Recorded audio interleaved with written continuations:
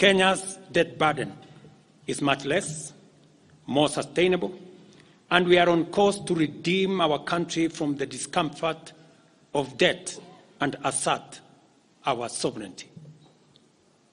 Early this year, Treasury had proposed a budget of 4.18 trillion.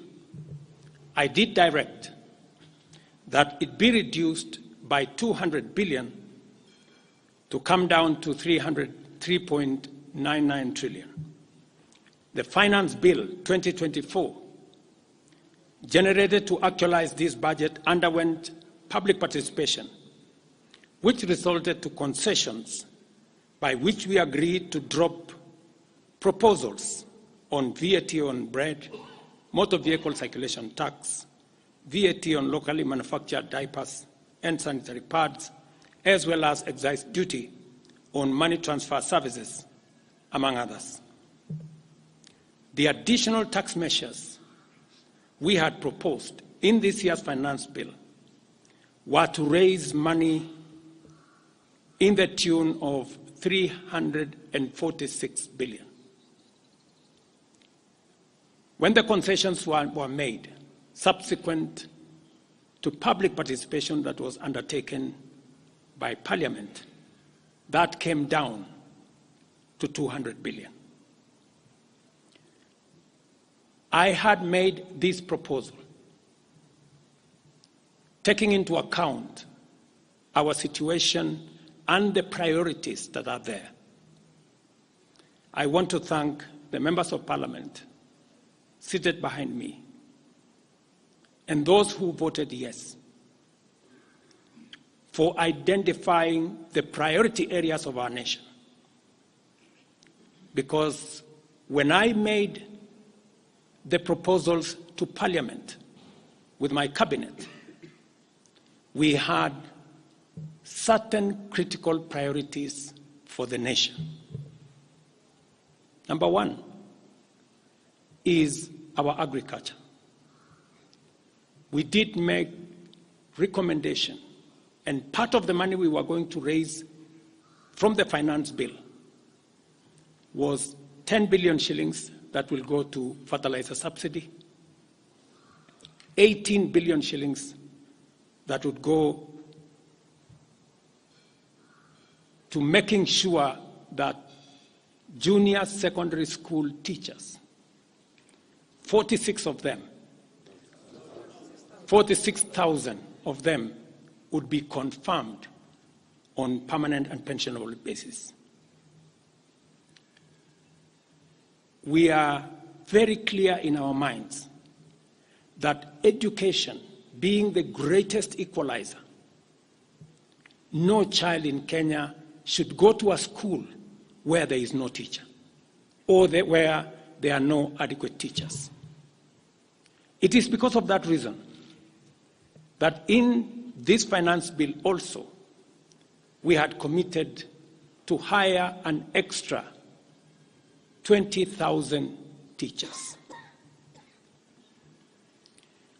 We also had envisioned, because of the program of last mile connectivity to homes, especially in rural areas, we had committed 14.5 billion shillings, 50 million for every constituency for the last mile connectivity. Because we realize that there are many people who today cannot go to hospital because they cannot afford, because they have no health insurance. We had committed 6 billion shillings to operationalize our universal health coverage plan that would make it possible for every citizen to have a health insurance, those who cannot afford to be paid for by the government of Kenya, and to also operationalize the chronic illness fund that would make it possible for those who suffer from cancer, diabetes, hypertension, to be able to go to hospital, be treated, and go home without being asked for any money. We also had planned to put in money for our coffee farmers to retire the heavy debts that are bedeviling our coffee farmers.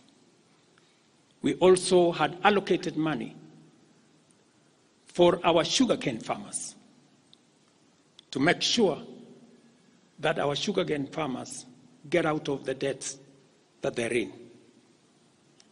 We had also committed to our milk farmers 2 billion shillings to make sure that every farmer is paid a minimum of 50 shillings per litre to make sure that these farmers, very hard-working citizens of our nation, get a fair return for their hard work and for feeding our nation. And that is why I commend these members of parliament for agreeing with us that all the priority areas I have mentioned were the right priorities to be funded. And by so doing, they supported the proposal to incorporate also the views of the people. These members of parliament came back to us after they went to listen to the people of Kenya. And they came back and reduced the budget on their own by 146 billion shillings. Notwithstanding all these concessions, it has become evident that members of the public still insist on the need for us to make more concessions. And because I run a government, but I also lead people, and the people have spoken, I am grateful to all the members of the National Assembly who voted yesterday affirmatively for the Finance Bill 2024 as amended on the floor of the House to incorporate the views generated through public participation. And following the passage of the bill, the country witnessed widespread expression of dissatisfaction with the bill as passed, regrettably resulting in the loss of life, destruction of property, and disintegration of constitutional institutions. On my own behalf, and on behalf of these members and many other Kenyans,